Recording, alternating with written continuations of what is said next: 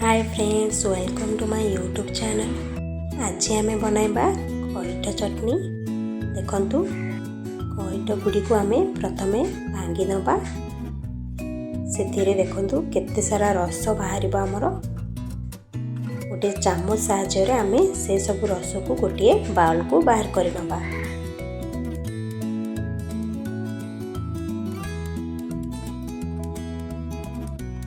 देखु आमर कईट रस सब बाहरी आसी। एबे आमे ताकू गोटे मिक्सी जार को नेबा। एबे आमे किछि मेथी और पान मधुरी तावा रे भल भाबरे भाजी नबा। किछि सुखिला लंका मध्ये भाजी नबा।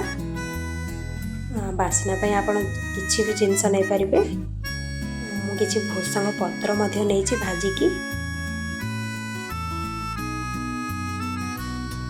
एबे आमे सेथिरे चीनी दे दबा। आपन को जेतिकी मीठा दरकार सेतिकी ही चीनी नेबे। स्वाद अनुसार लूण नेबे।